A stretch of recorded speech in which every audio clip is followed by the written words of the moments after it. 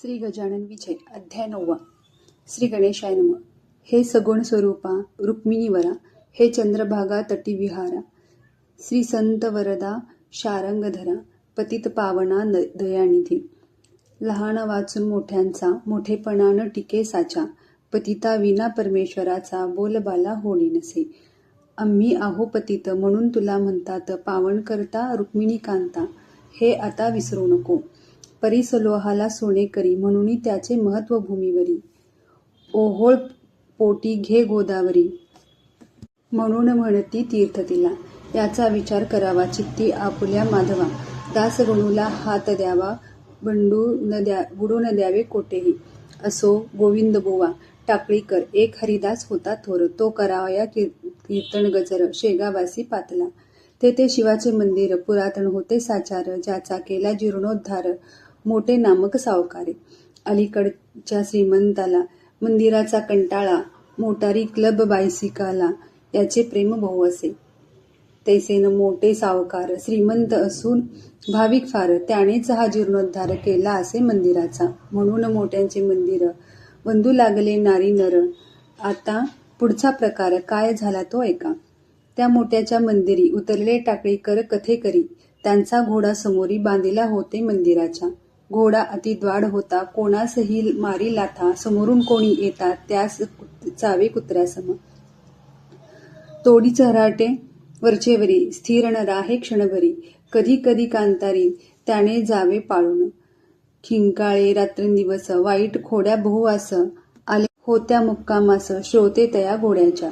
लोखंडाच्या साखळ्या होत्या त्यासी बांधण्या केल्या, त्या या समयी राहिल्या टाकळी माझी विसरून. चराटाने कसा तरी घोडा मंदिरासमोरी बांधून या कथेकरी निजले जाऊन शयेला. रात्र झाली 2 प्रहार, तमे अक्रमिले अंबर, दिवा भिंतीचे धुत्कार होऊ लागले वक्षावरी. टिटव्या टिटी शब्द करीती, वाघुळे भक्षा ढुंडीती, पिंगळे बसुनी वृक्षावरती किलबिल करू लागले. सामसुम जिकडे तिकडे बंद झाली कवाडे, कोठेही न दृष्टी पडे एकही माणूस रस्त्यानी. ऐशा रात्र समयास श्री गजानन पुण्यपुरुष घोडा बांधल्या ठायास येत्या झाली सहजगती. जे जे कोणी द्वाड असती त्यांना सुधारण्याप्रती साधू पुरुष अवतार घेती ईशाज्ञाने भूमीवर. औषधांचे प्रयोजन रोगा निवारण्या कारण, तेवी द्वाडाचे द्वाडपण साधू संत निवारती. असो गजानन घोड्यापासी आले रात्र समयेसी, जाऊन निजले अतिहर्षी चहूपायात घोड्याच्या. मुखे भजन चालत होते, गणगण गणात बोते, या सांकेतिक भजनाते जाणण्या कोण समर्थ हो. त्या सूत्ररूप भजनाचा अर्थ ऐसा वाटतो साचा, गणी या शब्दाचा अर्थ मोजी हाच असे. जीवात्मा म्हणजे गण, तो ब्रह्माहून नाही भिन्न, हे सुचवाव्या कारण गणात हा शब्द असे. बोते हा शब्द देखा, अपभ्रंश वाटे निका, बाते हा शब्द एका, तेथे असावा निसंशय. बाया शब्दे करून घेतले पाहिजे मन, ते हे आहे सर्वनाम शब्दाऐवजी आलेले. म्हणजे म्हणा समजे नित्य, जीव हा ब्रह्मास सत्य, मानू नको तया प्रत, निराळा त्या तोची असे. गिन गिन गिनात बोते, कोणी गणी गणगणात बोते, ऐशे आहेत 2 अनुमते या भजनाविषयी. शेगावी त्यासी न आपले प्रयोजन, आपणा कथेसी कारण, महाराज निजले येऊन चोपायात घोड्याच्या. वरील भजन मुखाने चालले होते आनंदाने, वाटे या भजन रूप साखळीने घोड्या बांधुनी टाकीला. गोविंदबुवाच्या अंतरी धास्ती होती जबर खरी, म्हणून तो वरचेवरी उठून पाहे वारुला. तो ठाण्यावरी घोडा शांत, ऐसे पडता दृष्टीप्रत, गोविंदबुवाच्या चित्तात अति नवल वाटले. तो आपल्या मनी म्हणे, हे ऐसे झाले कशाने, का काही आजाराने व्याप्त झाला घोडा म्हणून राहिला शांत, हे न काही कळून येत. हा ऐसा आजपर्यंत नाही कधीच स्थिरावला. हे काय आहे ते पाहावया गेले, तो एक माणूस दिसले चोपायात निजलेले. त्या द्वाड घोड्याच्या अतिनिकट येऊन पाहू लागले निरखून, तो दिसले कैवल्यदेवी. तेथे गोविंदबुवाला ते म्हणाले मनात, घोडा का झाला शांत हे कळले कारणासहित. मज लागी एधवा समर्थांच्या सहवासे, घोडा शांत झालासे, जेथे कस्तुरी तेथे नसे दुर्गंधाला थारा कदा. समर्थांच्या पायावरी गोविंदबुवांनी अत्यादरी शिर ठेवले निर्धारी अष्टभाव दाटले. मुखे करू लागले स्तवन आपण खरेच गजानन विघ्नांचे करिता कंदन त्याचा प्रत्यय आज आला माझा घोडा द्वाड अति सर्वही ज्याला भीती तेथेच आलास गुरुमूर्ती हरण्या त्याचा द्वाडपणा. ह्या घोड्याच्या अचाट गोष्टी चालता मध्येच मारी उडी क्षणाक्षणा मागल्या झाडी हा दुर्गण्या महाराजा. मी गेलो होतो कंटाळून म्हणून बाजारा लागून गेलो विकावया कारण परीन कोणी घेईया फुकटही लागलो द्याया परीन कोणी तयार घ्याया त्यावरी आपण केली दया हे झाले फार बरे. आम्ही कथेकऱ्यांचे घोडे पाहिजे गरीब साचे घरा माझी धनगराचे नाही वाग कामाचा ऐसा झाला प्रकार घोडे झाले गरीब फार जड जीवांचा उद्धार करण्यास स्वामी अवतारले. घोड्यास म्हणाले आता गड्या करू नकोस खोड्या तेथेच रोकड्या माझ्या अवघ्या सोडून द्याव्या अवघ्या सोडून तू शिवाच्या समोरी याचा विचार काही करी वागत जैसे बैला परी त्रास न देई कवनाते. ऐसे त्यासे बोलून निघून गेले दयाघन कृपा कटाक्षाने करून पशुही ज्यांने अकळाईला. असो श्रेते दुसरे दिवशी मळ्यात असता पुण्यराशी आले गोविंद बुवा दर्शनासी घोड्यावरी बैसून. घोडा गोविंद बुवाचा शेगावासी ठाऊक साचा कोश अवघ्या खोड्यांचा भीत होते त्यासी जन. तो मळ्यात आलेला पाहून लोक बोलले त्या कारण गोविंद बुवाही घेऊन पिढा कशास येथे आला. मुले बायका मळ्यात आहेत पहा वावरात तुमच्या घोडा करील घात सहज लिहिलेने कळवण्याचा. गोविंद बुवा त्यास बदले तुमचे म्हणणे मी ऐकले माझा घोड्यास शहाणे केले काल रात्री समर्थाने त्याने खोड्या दिल्या टाकून झाला गोगोलगाई समान. आता भाळायचे कारण नाही उरले कोणाशी चिंचे खाली उभा केला टाकळीकराने घोडा भला चराटा वाचून राहिला उभा तो एक प्रहर. भाजीपाला कोवळा घास मळ्यात होता विशेष परीन लावले त्यास तोंड घोड्याने एक आहे. पहा संताची केवढी भक्ती पशुही अज्ञेत वागती पत्र्यात आरंभली स्तुती गोविंद बुवानी समर्थांची. श्लोक अंचित जगता प्रतिकृती तुझी न कोणा कळे असो अखलीही केवडा तव कृपे सुमार्गी वळे उणे पुढती ये तुझ्या खचित रत्न चिंतामणी श्री सतत माझी वरदहस्त ठेव जणी. ऐसी स्तुती करून गेले गोविंद बुवा निघून घोड्यास आपल्या घेऊन टाकळी ग्रामाकारणे. प्रत्येक दिनी शेगावी यात्रा येई नवी नवी काहीतरी धरून जीवी हेतू आपल्या श्रोते हो. त्या यात्रेकरू मंडळीत बाळापुराचे 2 गृहस्थ आले काही धरून हेत समर्थाच्या दर्शना. पंथी जाता एकमेका बोलू लागले ऐसे देखा पुढल्या वारीस गांजा सुका येऊ आपण घेऊन. का की या गांजावर समर्थांचे प्रेम फार तो आपण आणला जरा तरी कृपा होईल त्यांची. लोक आणती बर्फी खावा आपण गांजा नेऊ बरवा गाठ धोत्रा बांधून ठेवा ना तरी विस्मृतीत होईल. आपल्या वारीस दोघे आले पुढल्या वारीस दोघे जण आले निरशना कारण परी गेले विसरून गांजा तो आणावया. शिर ठेवून या पायावर आठवण त्यांना झाली खरी की नाही आणला बरोबरी गांजा तो आपण. आता पुढल्या वारीसी दुप्पट आणू गांजासी ऐसे बोलून मनासी दर्शन घेऊन गेले हो. पुढल्या वारीस तेच झाले गांजा आणण्याचे विसरले कर जोडून मात्र बसले स्मृती नसे गांज्याची. ते स्वामी म्हणाले भास्करासी पहा जगाची रीत कैसी गाठ मारून धोतरासी विसरती जिन्नस आणावया. जातीने आहेत ब्राह्मण तेच आपुले भाषण करीती आपण होऊन खोटे पहा सर्वांशी. ब्राह्मणाचे भाषण कदा नसावे अप्रमाण या तत्वा लागून न जाणती चांडाळते. द्विजे निजधर्म सोडिला आचार विचार सांडिला ह्यामुळे श्रेष्ठत्वाला ते मुकले सांप्रत. बेटेमणी नवस करती आणि हात हलवीत येती आशाने का पूर्ण होती त्यांच्या मनाचे मनोरथ. बोलण्यास पाहिजे मेळ चित्त असावे निर्मळ तरीच तो घननीळ कृपा करीतो भास्करा. हे शब्द त्या दोघांसी अति लागले मनासी पाहू लागले एकमेकासी कुतूहल दृष्टीने. पहा केवढे आघात ज्ञान आहे यांचे परिपूर्ण हा जगत चक्षु गजानन सूर्यापरीस असे हो. आपण नवस केला मणी तो जाणीला समर्थानी आता येऊ घेऊनी चला गांजा गावातून ऐसा विचार करून उठले. गावात जाऊ लागले. गांजा आणावया भले ते महाराज वजले त्या. आता शिळ्या कढी प्रतक का हा उगा आणिता ऊत सार नाही किमपी यात मीन हापापलो गांजाला. आता आणण्या गांजाप्रत नका जाऊ पेठेत. मेळ हमेशा बोलण्यात ठेवा तुम्ही आपुल्या. लबाडांचे न हेतू पुरती ही कुणगाठ बांधा चित्ती. तुमचे काम झाल्यावरती मर्जी असल्या गांजा आणा.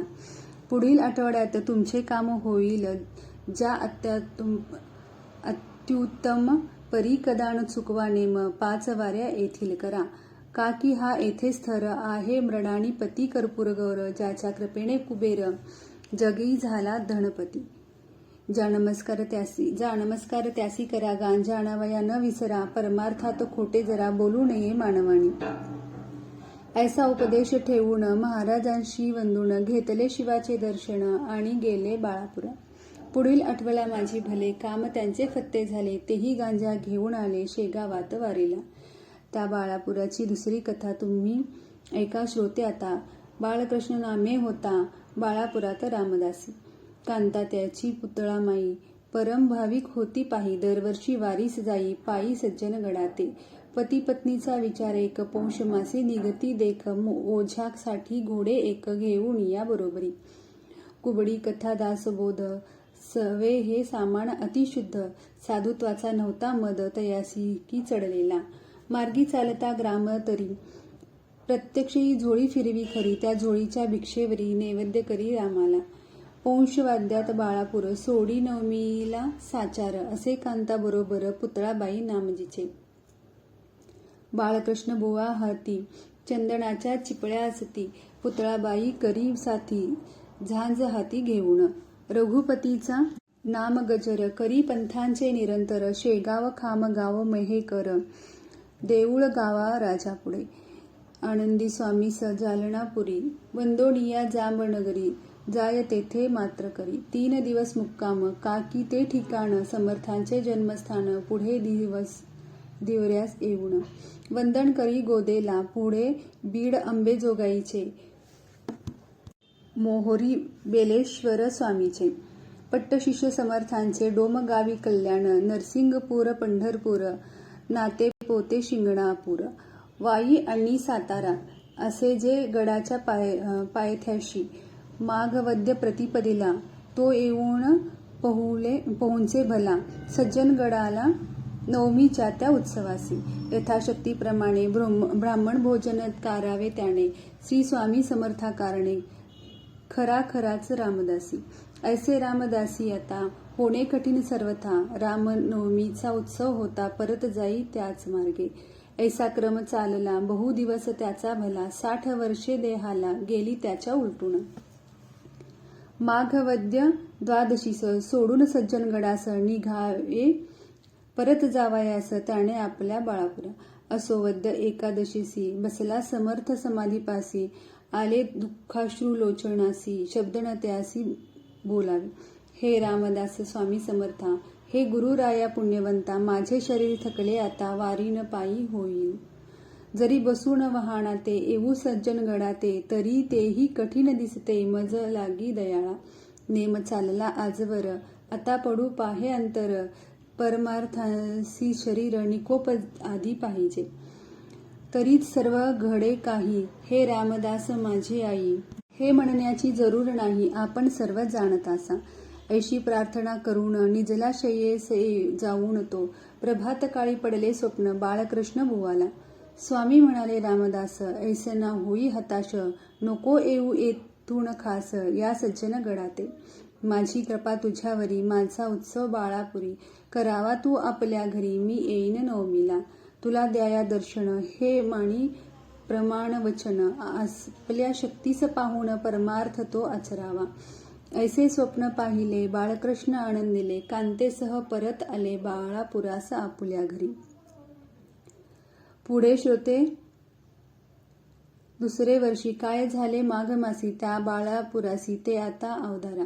माघवद्य प्रतिपदेस समर्थांच्या उत्सवास आरंभ बाळापुरास बाळकृष्णाने घरी केला. दासबोधाचे वाचन, रात्रीस हरिकीर्तन, 2 प्रहारी ब्राह्मण भोजन, धूपारती अस्तमानाला. बाळकृष्णाच्या मनात विचार हाची घोळत, पाहू कसे येतात स्वामी समर्थ नवमीसी. बाळकृष्णाच्या वचनांनी केली गावकऱ्यांनी, आपापसात वर्गणी उत्सवा सहाय्य करावया. ऐसा थाट बाळापुरा 9 दिवस झाला खरा. 9व्ये दिवशी 2 प्रहारा अघटित आले घडून. श्री गजानन साक्षात्करी शोते तया बाळापुरी. उभे राहिले 2 प्रहारी, नवमी तेथी लाक्षून. बाळकृष्णाच्या द्वारात रामाभिषेक चालला आत. लोक झाले विस्मित गजाननासी पाहुणी. म्हणू लागले बुवासी, उठा उठा हो वेगेसी. तुमच्या दास नवमीसी द्वारी पातले गजानन. त्यावरी बुवा म्हणाले, गजानन आले बरे झाले. त्याही संताचे लागले पाय माझ्या घरासी. परी आजच्या दिनी साची मी वाट पाहतो समर्थांची. त्या सज्जन गड निवासायाची आतुर होऊन या ठाई. त्यांचा मसी करार आहे. मी नवमीला येईन पाहे. तो वाणी असत्य नोहे ऐसा माझा भरवसा. इकडे स्वामी गजानन द्वारी उभे राहून जय जय रघुवीर म्हणून श्लोक बोलू लागले. श्लोक अहिल्या शिळा राघवे मुक्त केली. पदी लागता दिव्य होऊन या गेली. अशी वाणी ऐकता उठली स्वारी बाळकृष्णाची. पाहती जो येऊन द्वारी तो गजाननाची नग्न स्वारी. अजानुबाहू साजिरी उभी निजानंदामध्ये. करण्या गेला नमस्कार तो रामदास दिसले साचार. हाती कुबडी जटा भार उरळत होता पाठीवरी. बाली त्रिपुंड उभा साचा होता गोपी चंदनाचा. नेसलेल्या लंगोटीचा रंग होता हिरमुजी. ऐसे रूप पाहिले बाळकृष्ण भरता आले. प्रेमाचे ते श्रोते भले नयनी साचले आनंदश्रू. तो सवेच दिसती गजानन त्याच्या नेत्रा कारण. कुबडी लंगोटी काहीच न त्रिपुंड शरीराचा जटाभार. पुन्हा त्याने सत्ताश व्हावे तो रामदास स्वामी दिसावे. पुन्हा तो निरखून पाहावे तो मागुती गजानन. ऐशी स्थिती झाली खरी सिनेमाच्या खेळापरी. घोटाळलसे अंतरी कोडे काही चोमगेना. मग म्हणाले गजानना रामदासासी प्रेम करून नको गांगारू देऊ मन. तुझ्या समर्थ मीच असे. मागे बापा गडावरी माझीच वस्ती होती खरी. आता शेगावा भीतरी राहिलो येऊन मळ्यात. तुला सज्जनगडी दिले वचन की दास नवमीस येईन मी बाळापुरास लागून. ह्याचे स्मरण आहे का? त्या वचनाची पूर्तता करण्यास येथे आलो आता. दे सोडून अवघी चिंता मीच आहे रामदास. शरीरूपी वस्त्रास तू किंमत देतोस आणि आत्म्याला विसरतोस याला काय म्हणावे. श्लोक आहे गीते ठाई वाससी जीर्णानी तो पाही. ऐसी मुळी ना भ्रमिष्ट होई चल पाठी बसवी मला. बाळकृष्णाचा धरून हात गजानन आले घरात. एका मोठ्या पाटी स्थित स्वामी गजानन झाले. बाळापुरी पुकार झाली. गजानन आल्याची ती भली. मंडळी धावू लागली दर्शन घ्याया पायाचे. रामदासी अवघ्या दिवसभर करीत राहिला विचार. शेवटी रात्र होता 3 प्रहार. स्वप्न पडले बाळकृष्णा.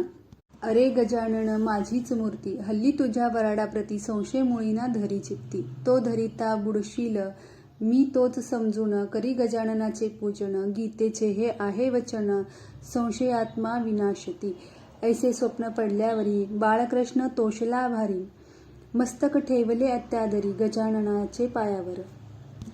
महाराज आपुली लीला मीना समर्थ जाणण्याला. तो घोटाळला उकलीला तुम्ही स्वप्न येऊन. नवमी माझी सांग झाली न्यूनता ना काही उरली. अर्भकावरी कृपा केली तेणे धन्य झालो मी. आता काही दिवस रहा या बाळापुरास. हीच आहे मणी आस ती पूर्ण कराहो. महाराज म्हणाले त्यावर एक माझा विचार. काही दिवस गेल्यावर येईन मी बाळापुरा. भोजनोत्तर निघून गेले स्वामी शेगावासी भले. रस्त्याने न